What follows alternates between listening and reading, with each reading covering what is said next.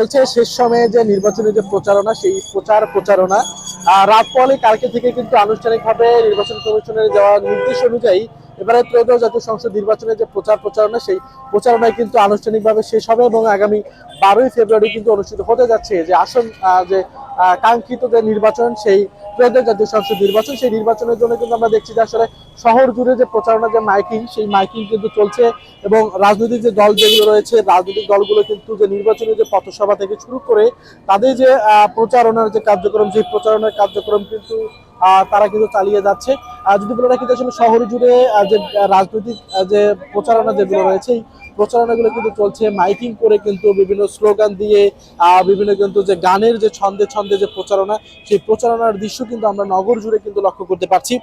যদি বলে রাখি যে আসলে এবারে যে নির্বাচন, সেই নির্বাচনের প্রচারণার আনুষ্ঠানিকভাবে শুরু 22 জানুয়ারি থেকে হয়েছে এবং এই প্রচারণা কিন্তু চলবে 10 জানুয়ারি পর্যন্ত এবং 10 জানুয়ারির আগেই কিন্তু মূলত এই প্রচারণাটি কিন্তু শেষ হবে এবং এই যে শহরে পুরো রিক্সা এবং যে অটো রয়েছে, সেই অটোতে করেই কিন্তু মূলত এবারে যে নির্বাচনের যে প্রচারণা, সেই প্রচারণা কিন্তু চালাচ্ছে বিভিন্ন ধরনের বিশেষ করে রংপুর কেন্দ্রিক যে গান যেগুলো রয়েছে, এই গানগুলো কিন্তু এবারে যে প্রচারণা, সেই প্রচারণা কিন্তু বড় একটি অংশ হয়ে গিয়েছে এই গানগুলো, সেটি কিন্তু আমরা দেখছি। যদিও এখন আজান চলছে, এই কারণে প্রচারণা শহর জুড়ে বন্ধ, তারপরেও আমরা দেখি যে যেমন সাদা কালো ব্যানার ফেস্টুনে ছেয়ে গেছে নগর, ঠিক তেমনই ভাবে কিন্তু প্রচারণাতেও দেখছি যে আসলে ভিন্নতা কিন্তু এসেছে। এবার যে ত্রয়োদশ জাতীয় সংসদ নির্বাচন, সেই নির্বাচন নির্বিঘ্ন করতে নির্বাচন কমিশন কিন্তু বেশ কিছু যে নীতিমালা, সেই নীতিমালা কিন্তু প্রণয়ন করেছে। আমরা দেখছি যে আসলে এবারে নির্বাচনে গত বছরগুলো যে নির্বাচন, সেই নির্বাচনের জন্য অনেকটাই ভিন্ন। শহর জুড়ে রঙিন যে ব্যানার ফেস্টুন, এই ব্যানার ফেস্টুনের পরিবর্তে কিন্তু শহর জুড়ে সীমিত পরিমাণে কিন্তু যে ব্যানার, সেই ব্যানার কিন্তু বসানো হয়েছে, সেই দৃশ্য কিন্তু আমরা দেখেছি এবং সাধারণ মানুষের মধ্যে যে নির্বাচনের যে একটা উত্তাপ, নির্বাচনের যে চায়ের কাপে যে নির্বাচনের যে ঝড়, সেই ঝড়ও কিন্তু আমরা লক্ষ্য করতে পারছি।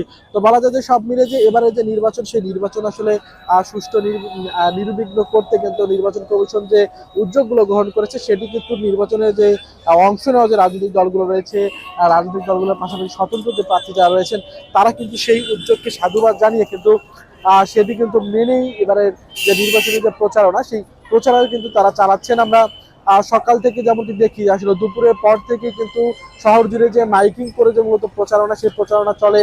রাজনৈতিক দলগুলোর যে ছোট ছোট সভা থেকে শুরু করে নির্বাচনের যে জনসভা, সেই জনসভাগুলো কিন্তু তারা করছেন।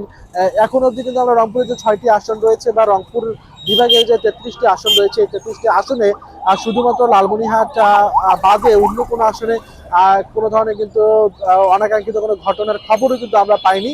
লালমনিরহাটে ভোট চাওয়াকে কেন্দ্র করে একটি সংঘর্ষের ঘটনা ঘটেছে, যে সেটি যদিও বা অনাকাঙ্ক্ষিত, এমনটি বলছেন আইন শৃঙ্খলা বাহিনীর সদস্যরা।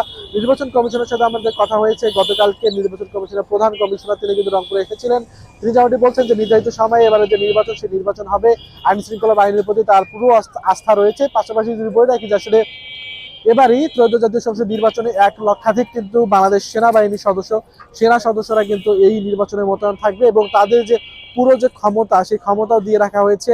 গত বছরগুলোতে আমরা দেখেছি নির্বাচনে চলাকালীন সময় সেনাবাহিনী একটি জায়গায় ক্যাম্প করেছিলেন। এবার কিন্তু নির্বাচনের যে সেন্টার যেগুলো রয়েছে, এই সেন্টারগুলোতে কিন্তু নির্বাচনের কমিশনের নির্দেশনা অনুযায়ী এবার কিন্তু সেনাবাহিনী তারা কিন্তু অবস্থান করবেন, ভিতরে যাওয়ার কিন্তু অনুমতি তাদের রয়েছে।